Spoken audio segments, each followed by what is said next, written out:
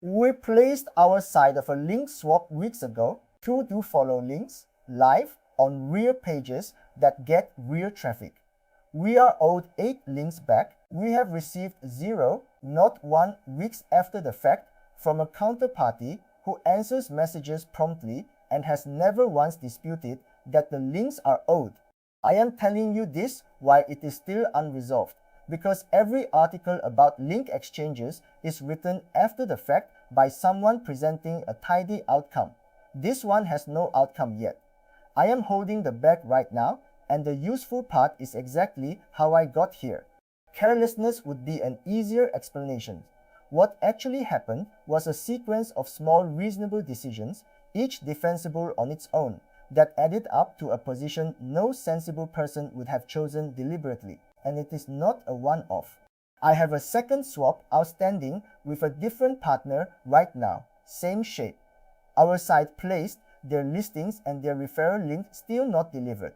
2 for 2 on the same mistake, which is how I know it is the structure rather than the counterparty. Why swaps look so appealing? Start with why anyone does this. A paid placement means an invoice, a payment method, a budget line, and in a company of any size, somebody's approval.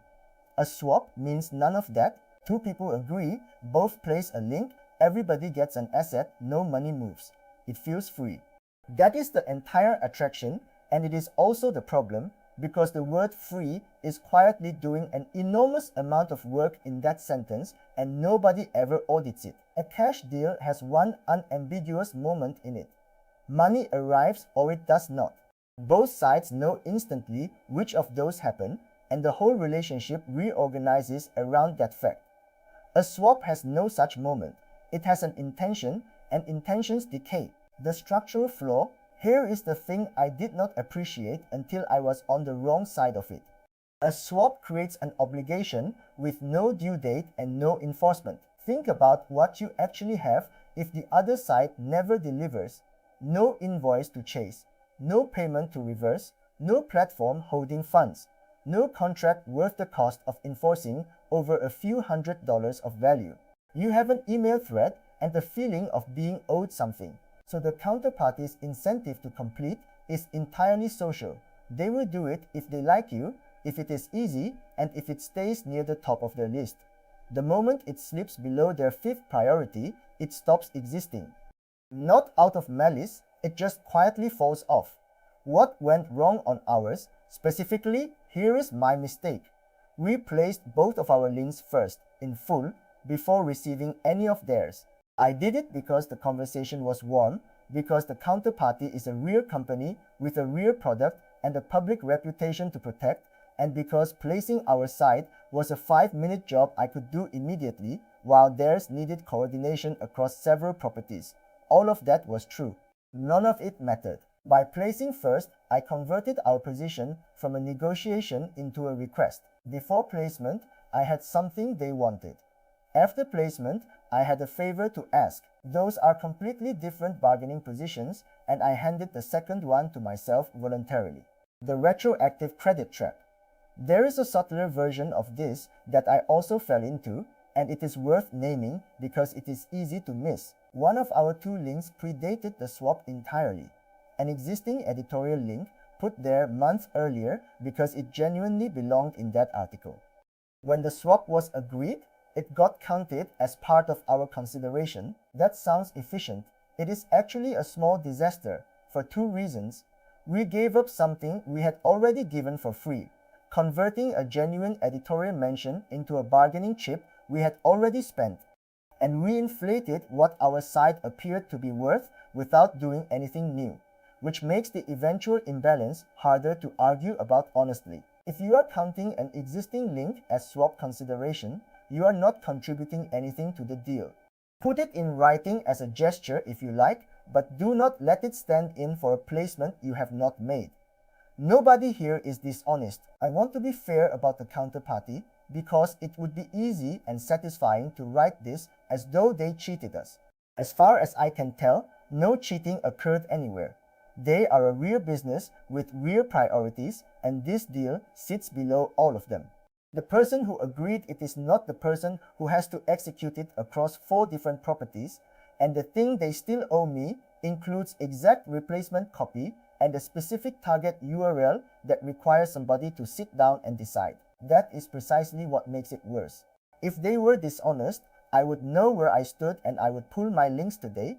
Because they are simply busy, I am left in the genuinely uncomfortable middle where escalating feels disproportionate and waiting feels like being taken for a ride. What a swap link is actually worth? Before structuring one, it helps to price it because most people treat swaps as though both sides are automatically equal. They are not. Put a cash number on each link. If you would have sold that placement for $250, then giving it away in a swap costs you $250, and the link you receive is only a fair trade if you would have paid a similar amount for it. Do that arithmetic on a typical swap and the numbers are often lopsided in a way nobody said out loud. 8 links from 4 small properties can be worth considerably less than 2 links from one article that actually ranks. Quantity is the easiest thing to concede in a negotiation and the least meaningful thing to receive. So count value, not links, and if the other side wants a headline number of placements, give them the number from pages that are not carrying your good traffic. Swaps often arrive bundled. One more wrinkle, partner deals in this space rarely arrive as pure links exchanges. They come bundled with a discount code for each other's audience, a listing on a partner's page, sometimes a referral arrangement. That bundling sounds generous and it makes the deal much harder to hold anyone to, because now there is no clean unit of completion. Is a live discount code worth 2 of the 8 links? Nobody defined it, so when the links do not arrive, the other side can point at the parts they did deliver and both of you are arguing about an exchange rate that was never agreed. If the deal has several components, write down what each one is worth and which of them are conditional on the others. Otherwise, partial delivery becomes a permanent gray area. The escrow problem. What you want here is escrow. A neutral party holds both sides and releases them together. That does not exist for links, and it is not going to. The closest available substitute is sequencing, and it costs you nothing. Structure it properly. So here is what I do now, and what I should have done then. 1-for-1 alternating, and never more than 1 placement ahead. They place 1, I place 1, they place the next. If the deal is 8 links against 2, that ratio should still be executed in alternating single steps, not as 2 batches. If somebody insists on receiving the whole batch before starting theirs, that is your answer. A partner who will not go 1-for-1 is telling you what the completion rate is going to be, and start with the smallest, least valuable placement on both sides. The first exchange is a test of whether this counterparty executes at all, and you want that test to be cheap. Save your good pages for after they have proven they ship. Written terms for a deal with no money. People skip the paperwork on swaps precisely because no money is involved, which is backwards. The absence of money is the reason you need the terms written down. Put 4 things in an email. The exact URLs on both sides, the anchors, a date by which each side completes, and what happens if one side does not, which in practice means the other side's links come down. That last clause changes the character of the whole thing. It converts a vague intention into a deal with a defined failure state, and it gives you something to point at that is not an accusation. I sent no such email.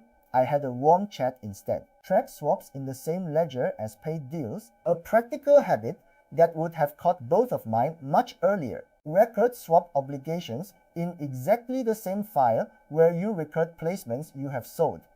The reason is that a swap has 2 sides and both of them are trackable. What you owe them and what they owe you with dates against each. If it lives in an email thread instead, the only thing prompting you to check is your own memory, and memory is what fails here. I went several weeks before sitting down and actually counting that we were 2 links out and 8 links short. Writing it in the ledger also does something psychological that matters. It turns a friendly arrangement into a line item with a status, and a line item that has read outstanding for a month is much easier to act on than a vague sense that somebody owes you something. Mine now carries a status field and the date for every side of every deal, paid or swapped. The two outstanding swaps are the oldest unresolved rows in it, which is uncomfortable to look at, which is the point. When to pull. So why have I not removed our two links yet?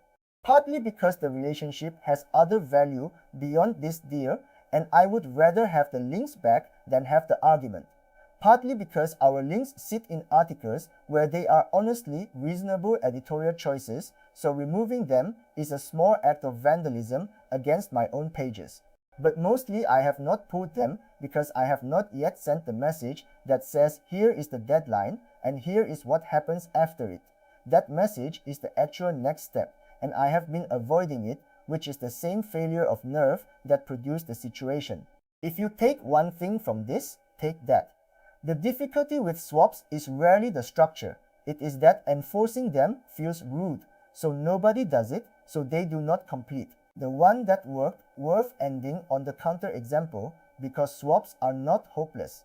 One partner swap this year completed cleanly, both sides live, no chasing.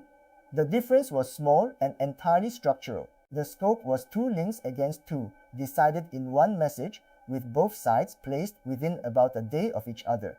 Small, symmetrical, fast. The ones that fail are large, asymmetric, and spread across a lot of properties. Call 8 against 2, co-entity across 4 sites, what it actually is. That is a project, and nobody assigned it an owner. The terms sheet I use now is up at thisodesk.com. Subscribe for SEO that has actually been tested.